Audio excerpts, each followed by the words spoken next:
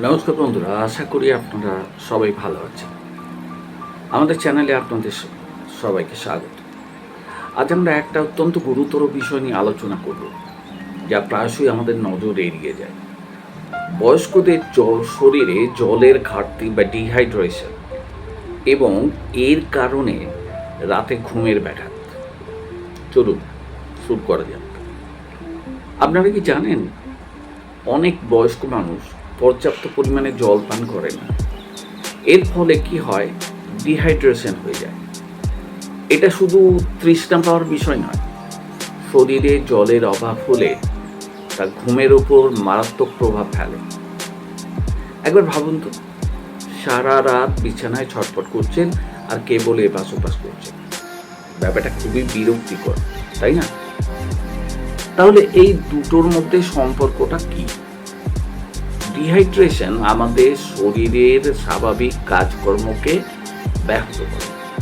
এটা ঘুমের কোয়ালিটি নষ্ট করে দেয়। আর ঘুম যদি ঠিকমতো না হয়, দৈনন্দিন জীবন কতটা কঠিন হয়ে পড়ে আপনি নিশ্চয়ই জানেন। কোন কোন লক্ষণগুলোর দিকে আপনার নজর দেওয়া উচিত? এখানে আমি কয়েকটা উপসর্গের কথা বলছি। মুখ শুকিয়ে যাওয়া, ক্লান্তি ভাব, মাথা ঘোরা। যদি আপনি এই লক্ষণগুলো দেখতে পান, তবে অবিলম্বে ব্যবস্থা নেওয়ার সময় এসেছে। বিশেষ করে বয়স্কদের জন্য শরীর হাইড্রেটেড রাখা অত্যন্ত জরুরি। চলুন এবার সমাধানের কথা বলা যাক। আপনার প্রিয়জনদের সুস্থ রাখতে এখানে কিছু প্রাকৃতিক হাইড্রেটিং টিপস দেওয়া হয়। প্রথমত, জলে ফল মিশিয়ে রাখতে পারেন। ইনফিউজড ওয়াটার, লেবু রাখতে পারেন, শশা রাখতে পারেন। তাহলে কি হবে, জল খাওয়ার আগ্রহটা বাড়বে। দ্বিতীয়ত হলো হার্বাল টি। এটা গরম এবং আরামদায়ক, সন্ধ্যের সময় খাবার জন্য বেশ উপযুক্ত। তৃতীয়ত, জল জাতীয় ফল ও সবজি বেশি করে খাওয়া, যেমন শশা, তরমুজ এবং কমলা লেবু। এগুলো শরীরকে হাইড্রেটেড রাখার পাশাপাশি পুষ্টিও যোগায়। খুব সহজ, তাই না?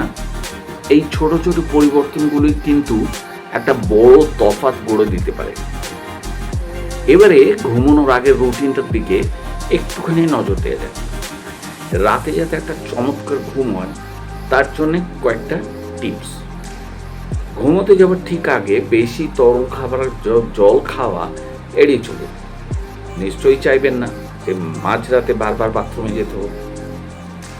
শোয়ার ঘরে পরিবেশ শান্ত রাখুন, আলো কমিয়ে দিন, হালকা মিউজিক চালান। রিল্যাক্স করাটা খুব জরুরি।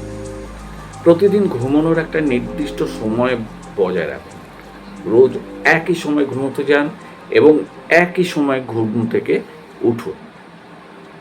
এই পদক্ষেপগুলো শরীরকে হাইড্রেটেড রাখবে এবং ভালো ঘুমে সাহায্য করবে। তাহলে বুঝতেই পারছেন, শরীর হাইড্রেটেড থাকলে রাতের এই ছটপটানি বা অস্থিরতা অনেকটাই কমিয়ে আনা সম্ভব। চলুন আমাদের ঘরের বয়স্ক মানুষদের আমরা ভালো রাখার চেষ্টা করি এবং তাদের সুস্থ রাখি। এই তথ্যগুলো যদি আপনার উপকারী মনে হয়, তবে ভিডিওটিতে একটি লাইক দেবেন এবং এই রকম আরও টিপসের জন্য আমাদের চ্যানেল ন্যাচারাল হোমিওপ্যাথিক সলিউশনসকে সাবস্ক্রাইব করবেন। সব বয়স্ক মানুষ জল খান, তাদের দিকে আপনারা নজর রাখুন এবং তাদের সুস্থ রাখার চেষ্টা করুন।